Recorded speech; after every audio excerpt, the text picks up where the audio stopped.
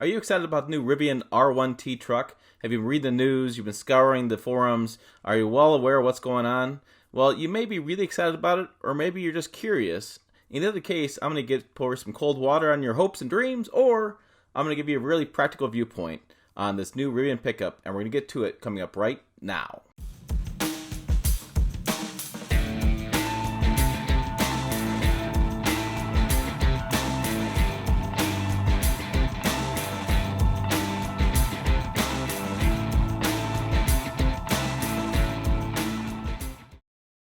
Hello, it's Tim Esterdahl, Pickup Truck Plus SUV Talk, and my passion is trucks and SUVs. If that's your passion too, hit subscribe below, hit a bell notification to be notified of new videos I put out, like this one.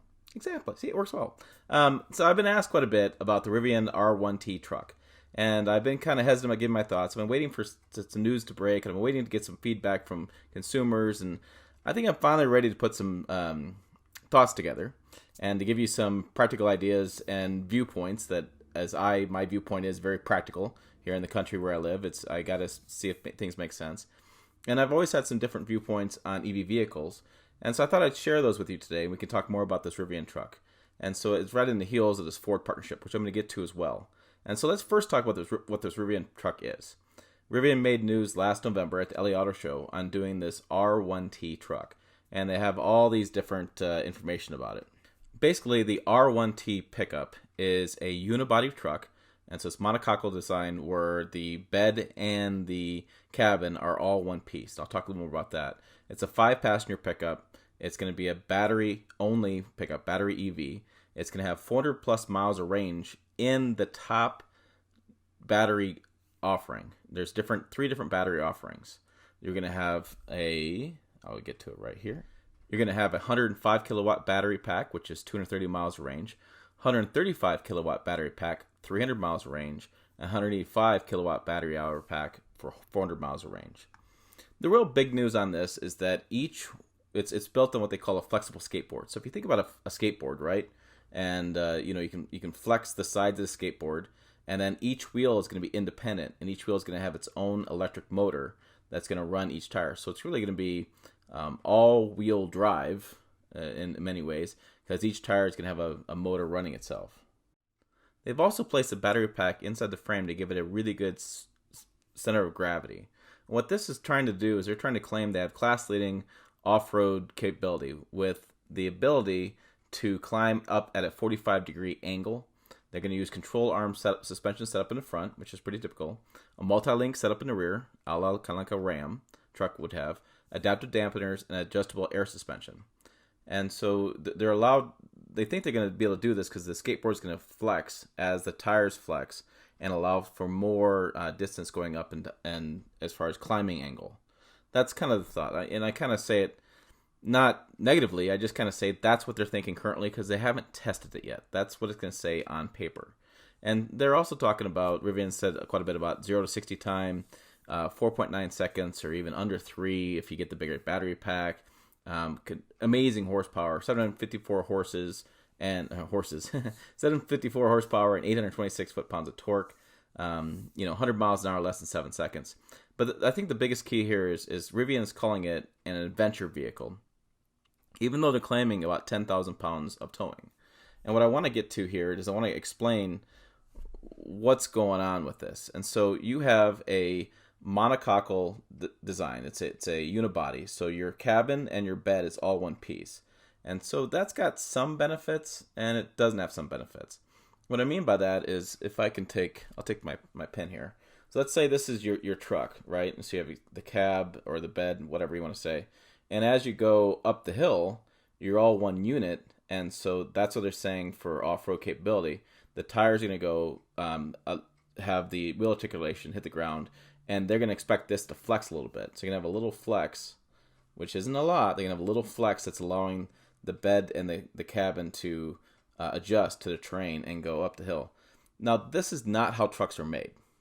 It's not. Usually trucks come in two pieces. And so I'll take 2 pins. So trucks are always built with the cab separate than the bed. And the reason for that, as you go up or over obstacles, maybe it's a little easier with my hands. As you go up and over obstacles, the bed can twist and allow more flexibility without putting strain on the cab. So you can actually have the cab twist one way and the bed twist the other way, and allows you to get over rocks. So imagine you're crawling over rocks. If you do it as a unibody and you go over a rock, I mean, you can kind of do it. There is some flexibility there, which is what they consider the flexible skateboard, which is their frame setup. But you're putting a lot of strain on the B pillar. That's behind the pillar behind the cab, attached to the bed. There's a point there where all the strain is going right there, where you have different forces at work, putting all that strain. You can see my fingers, all that strain right there. And so as you do more of that, it's not going to be good for the lifetime of the vehicle, in my opinion. And that's why most trucks have done the bed and cab separately. More flexibility. Also, when hauling, if you put a bunch of weight in the bed, you're not putting the strain. You can see that bed. See how I have bed squat? As you put more hauling in there and you have bed squat, you're going to have more flexibility there, so you're not going to put so much stress on that back B pillar. And that's one of my concerns with the Rivian, is that as you add more weight to it and add more payload and towing and such and use it as a truck, which it's not built at, but let's say we go use it as a truck, you're going to have a lot of forces there. And so I worry about long-term reliability with this, which is one of my questions when they're working with different automakers, is that can they keep the same design with other automakers? Because it doesn't seem like it works well in the off-road world. Now, Jeep gets away with having everything as one, but it's a short wheelbase, right? So you don't have the flexibility on it. The Jeep Gladiator, guess what? It's got a bed and a cab separately, right?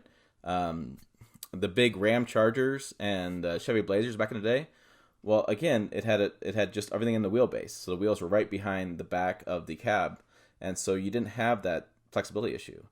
Now, what's interesting about this Rivian truck is they're billing it as a mid-size truck. I mean, it's slotted between the Tacoma and Ford Ranger.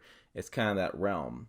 And so what I think is interesting is if you look at the segment of mid-size trucks and say you look at competitors and what's going to be competing against, and if you consider the Rivian to be an adventure group truck, or adventure vehicle, it's not going to be a truck. I keep saying truck. It's not an adventure truck. It's a venture vehicle.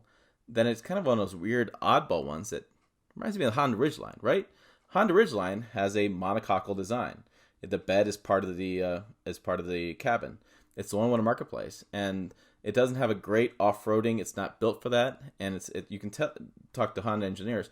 It will off-road, but you can't do a whole lot of frame flex. You can't do that with that truck, and it's got towing capacity. It's only 5,000 pounds. Payload is lower. I mean, so it's because it's not made for that type of a terrain. But if you're taking a Rivian and an adventure vehicle, say truck, it seems like that's going to be a concern of mine. And then the other thing is too, they talk a lot about this storage underneath the bed that goes between the tires. I've put a photo on the screen, you'll see this. And what I worry about is as you're twisting the truck, I wonder how that door is going to work out long term. And so if anybody's built a house knows that when you take a pre-hung door, you put it in the door opening and you shim it out to make it level, so the way the door opens and closes. Imagine if a shim eventually came out of the door through wear and tear, earthquakes and things. Let's say that shim worked its way out. Well, now your door's ajar a little bit, and now it sticks. Now it doesn't open. Now it doesn't work right. And so you have that front going through with that door. And as you have more frame twist from your adventure vehicle off-roading lifestyle over time, 5 years, 10 years, 100,000, 200,000 miles, I wonder how that door is going to hold up to that stresses of that vehicle long term. And so I think that there's some concerns I have about that as well. It's a cool idea. I get it. But I mean, I don't know how that door is going to hold up over the course of a lifetime of that truck. And so let's go back to one more thing before I move on. Is we're going to talk about towing. And so there's a lot of conversation right now about towing in this truck. And it's like, oh, it tows whatever kilograms, 10,000 pounds. Woo, 10,000 pounds. Well, let's understand a couple things. First of all, the average towing in the mid-sized truck category is 2,000 pounds. It's some lawnmowers on a trailer. It's small boats. It's pop-up campers. I mean, that's what you're towing in that range. 10,000 pounds, that is a lot of weight. That'd be like taking my 62 Chevy C10, that's about 4,000 or 5,000 pounds, adding a 2,000 pound trailer to it, and then adding 3,000 pounds, so another half a vehicle, and having this mid-size truck tow it. So my towing trailer would be 1.5 times the size of the mid-size truck. And I just don't like doing that because you're putting so much strain on the brakes, and then we have a lot of wind in this area.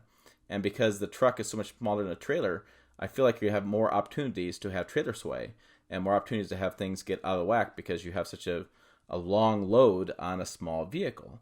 And the other thing, too, that I don't understand why this all excitement's about 10,000 pounds is, A, to do 10,000 pounds like that safely, and according to J2807 standards, and according to the, if you do a ball hitch receiver off of the bumper hitch, you really can't do 10,000 pounds. I mean, it's just in that setup, it doesn't seem like it's going to work out well. You're going to rip something apart. So you're going to probably do a bed-mounted hitch, like a fifth wheel or gooseneck hitch. If you do that, now again, let's go back to the monocoque design. So if you go over a curb, right, or if you make a sharp right turn, or in our case, we have a lot of farmers kind of go through the ditch a little bit, and they go through the ditch, and now instead of the bed flexing one side or the other as that gooseneck's on top of there, now you have the entire cab and the bed flexing one side or the other. That seems extremely unsafe to me, and it seems like that much force you're putting on there, you could easily tip, right? So if you're driving down the road and you go to the right, but the trailer stays to the left, stays in the center because you go through the dip, or you make a sharp right turn and you kind of dip as you do that. Now, I mean, your G-forces are pushing you the opposite direction of you're trying to turn, and it seems like a disaster to me. I don't understand that. I don't understand why you'd even talk about that. So if you take, like I've said it so many times, different videos, if you take an RC car, right? Remember remote control cars that had batteries? And imagine taking an RC car and putting a rock on top of it and strapping that down and driving. What happens to the battery range? It goes way down real fast, right? Because you just can't do that with a battery. Once you add weight to a battery powered vehicle, you lose range. That's how those work. And I don't understand why you'd even talk about that. If it's a adventure vehicle, what adventure vehicle are you going to tow 10,000 pounds with if you're just going to go to the beach like they show in their photos and their videos? You're just going to drive to the beach and pitch a tent. What the hell do you need 10,000 pounds for? I don't understand that either. But let's go forward a little bit. I'm sorry, I'm trying to stay on track. I actually made some notes on this. So let's talk a little bit about the Ford funding. I'm going to put a video up right now. We'll talk more about that Ford funding. Okay, let's talk specifically about what the announcement was from Ford.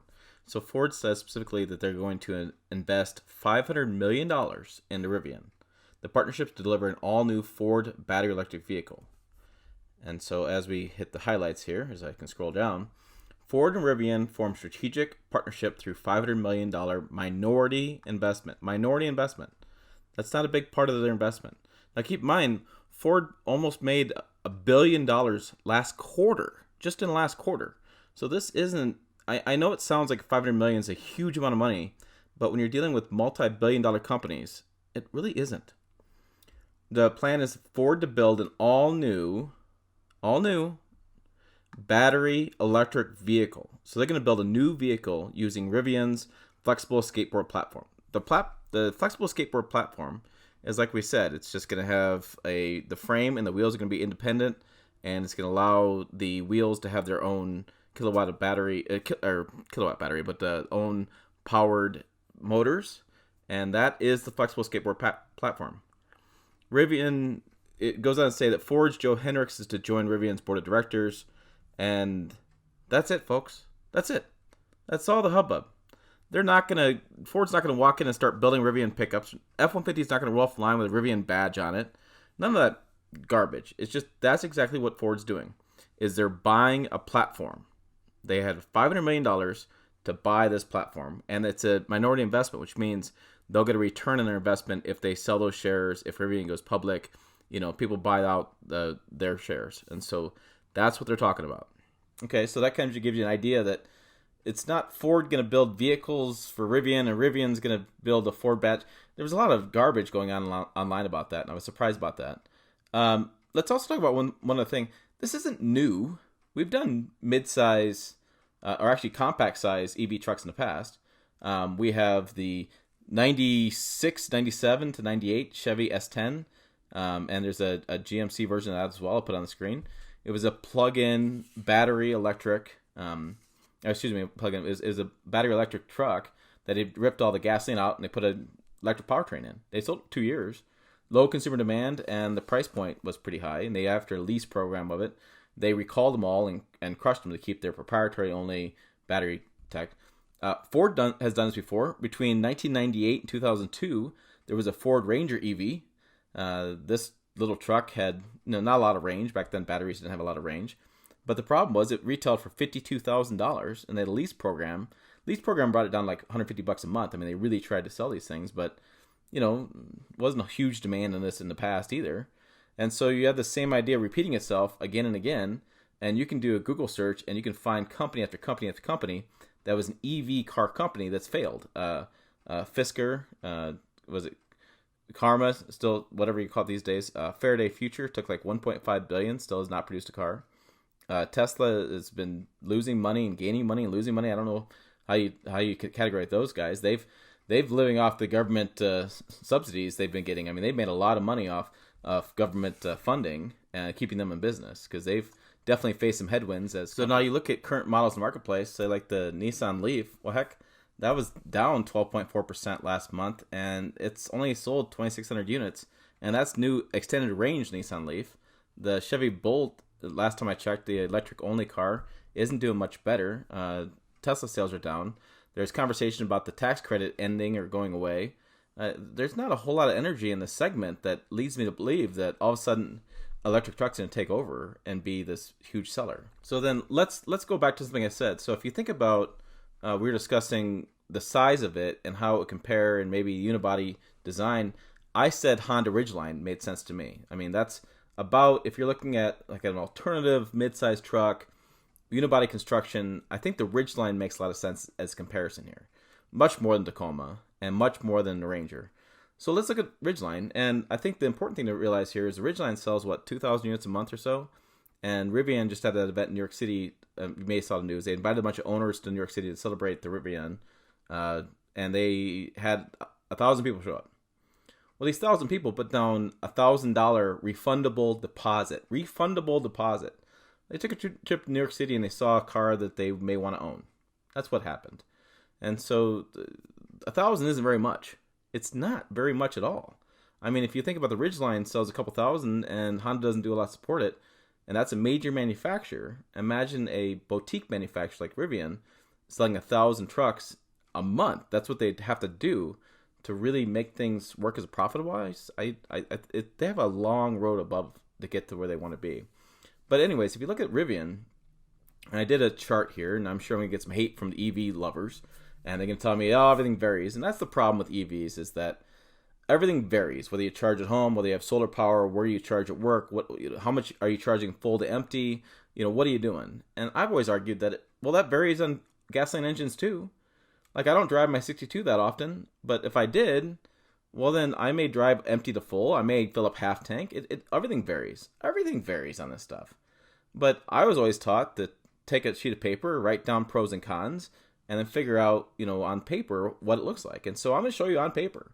Okay, let's take a look at this chart that I made that compares the 2019 Honda Ridgeline and the Rivian R1T, whatever model year it comes out with. I looked up the purchase prices of a Honda Ridgeline base and a Rivian R1T base. I put it on the screen here. You can see my spreadsheet. The base price of the Rivian R1T is $69,000. The base price of Honda Ridgeline is about $30,000. Now, this is the base price R1T. It comes in 3 different configurations. I'll show you a little bit later. That can run over $100,000. So keep that in mind. This is base. EV credit, $7,500, which you'll probably get with Rivian at that price point. And because it's based on the volume of vehicles sold, Rivian will probably offer this for a while. They're just not going to be a huge manufacturer just yet. Or maybe ever. Depending on how you look at it.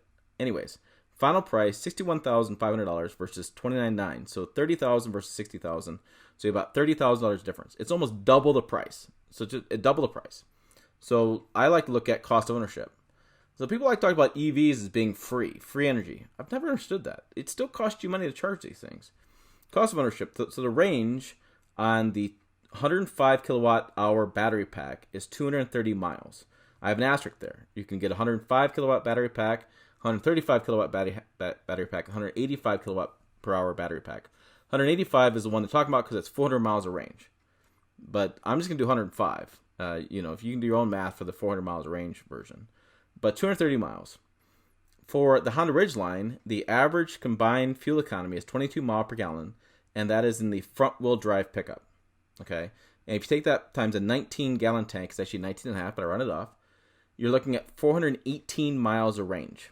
So there's your differences as far as range. Empty to full. And I understand that not every EV guy is going to run empty to full, and that's going to vary, but it's also going to vary if you live in the Sun Belt or not. The Sun Belt's California, Arizona, Texas, down through Florida and south. You'll get the range, a better range in the south because it's not going to be impacted by winter cold weather. We know that with EV batteries in the wintertime, range diminishes as the temperatures change. This is proven. It's science. There's no argument there. So that's the best case scenario, 230 miles. Now, the Honda Ridgeline, that's the best case. Now, if you drive the Rivian like they talk about, touting the 0 to 60 times, well, then you get less range. You tow, well, less range. You put a bunch of stuff in the bed, again, less range. I would argue the Honda Ridgeline is going to perform better with more cargo than the Rivian would, because Rivian's based on battery power and the Ridgeline's based on gasoline, and the gasoline is just going to handle the extra weight better. But anyways, they argue that all day long. Let's look at fueling price. So currently, according to the Department of Energy, it's 12 cents per kilowatt hour to charge a battery. So 105 kilowatt battery pack is $12.60. That's from empty to full. And I know people charge at night and different charges rates changes, and people charge at work and all this kind of stuff. But it's $12.60. You may spend $8 sometimes. You may spend $15 other times. It's just going to vary. And the same with gasoline. So right now, it's $2.70 per gallon. And I got that per gasbuddy.com, and that's national average. Okay? That's going to change too. It goes below 2, above 3. So don't give me this garbage that's going to change kilowatt hours and how much it takes to charge, because that changes as well. Gasoline price changes as well. So you have $12.60 versus $51.30. That's your difference. It's about, $40. So annual difference per 15,000 miles. That's about the average they're doing these days. It used to be 12, now it's 15. You're looking at $819 to charge the Rivian. That's 65 charges at $12.60. Or you're looking at $1,846.80 for 36 fill-ups. Remember, because the Honda Ridgeline gets more range, it's less fill-ups. 36 fill-ups at $51.30 per fill-up. And this is the best thing to do my math. If I'm wrong in my math, let me know below. But this is what I got. So you're looking at about $1,000 a year difference. That's about what you're looking at. But wait a minute. Let's talk registration fees. This is something people don't talk about very much. I don't know why. I went to the state of California, and I'll put a video up, and I'll show you how I found out registration fees. And I did California because that's probably one of the most popular places. Okay, let's look at these registration fees. So if I go to new vehicles in the state of California, which is a lot of EV vehicles are sold in California, and let's say we type in model year of 2019. We say the power is electric. We'll do the Rivian first. We purchase it today. I'm doing a video on April 25th. Purchase price $69,000. It's I'm going to pay the whole amount, no taxes, and that's just purchase price. I don't know my county so much in California, but let's go San Diego County. So that's where I like to play golf at. Let's choose Vista. And I looked up a zip code. It's 92081. Sorry, 92081 was what I looked up. So calculate fees. So if I bought a new electric vehicle and today for $69,000, I have my various fees: vehicle license fee, all the different fees, fuel tech, use sales tax. So you add it all up, and you go to the DMV to pay your taxes and everything. You're at $6,411. So let's look at this compared to the Honda Ridgeline. So we'll calculate another vehicle. We'll say automobile. We'll say 2019. We'll say gas in this case. Again, today's date. So the Honda Ridgeline we looked at is $29,990. So do $29,990. And then we'll go to, again, same county. Let's pick the same county. San Diego, Vista 92081. So I bought a gas vehicle for $29,000. There's my registration fees, all the license fees, everything. Here's my bottom dollar. So the first year of registration fees is $2,882, and then $400 a year, and then each year after that it goes down. Versus the other one was $711 or so. So that's quite a bit of difference per year. So there you go. That's quite a bit difference registration fees. And then you look at insurance. Insurance is typically higher. It's going to be higher on the higher price point vehicle. It just always is. If you're buying a luxury car versus the non-luxury car, insurance is more on a luxury car. That's how they figure insurance, based on the cost of the vehicle, how much it takes to repair. So I can't factor that out. I didn't want to go through and get all the phone calls because I was looking for insurance, but that's going to be higher. Oil changes. If you look at $40 for an oil change, you do 5 oil changes a year. That's about $200. I put down another $300. I put down another $300 miscellaneous. If you need to do, whatever AC charge or whatever you have, that's about $500. Now, brakes. Rivian needs brakes just as much as the Honda Ridgeline needs brakes. Tires, they both need tires. You basically don't have belts and you don't have oil, and so that's about the difference in the maintenance.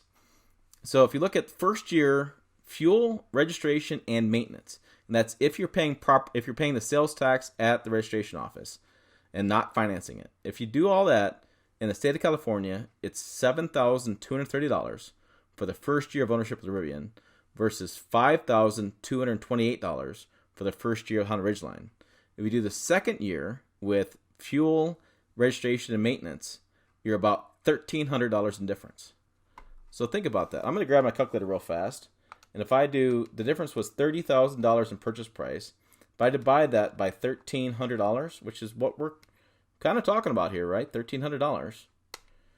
Looking at 23.7 years of payments and driving until the Rivian breaks even on the difference in purchase price between the Rivian and the Honda Ridgeline.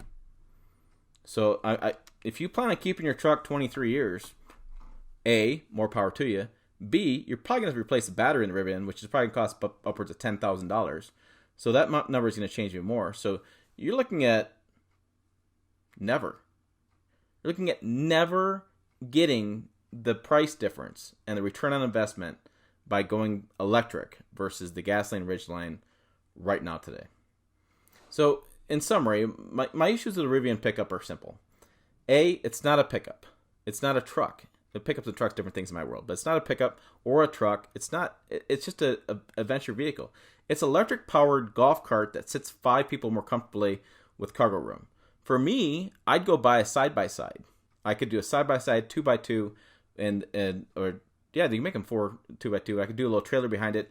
I get the same thing for a lot less money. And we're going to eventually make electric 2x2s and side-by-sides. So that's what I would buy. That seems like it's more what I'm thinking that's customers going to use it for. Anyways, it seems like that's the way it's going to be. I think there's concerns with the design. I think there's concerns with that monocoque when you start doing off-road and unibody design. I think that's going to be some long-term concerns with Rivian as far as reliability of the design of it.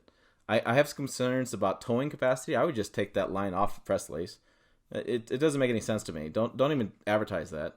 And I have concerns about people that want to be practical and buy a vehicle that's going to give them the fuel economy they want and give them the what to fit their lifestyle.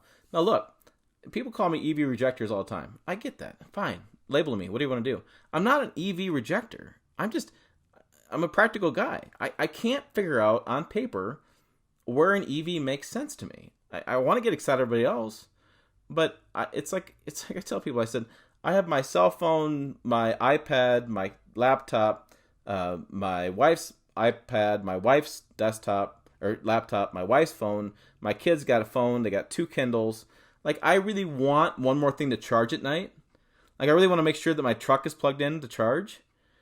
I don't. And I don't know where it makes sense on paper for me to spend $60,000 versus a $30,000 truck, for me to spend $30,000 more on the EV truck, I don't see where the benefit is. I want to help the environment. I want to get off oil. I want to do things that make the air cleaner. I'm an outdoorsman, a sportsman. I love being outside. I want to have clean air.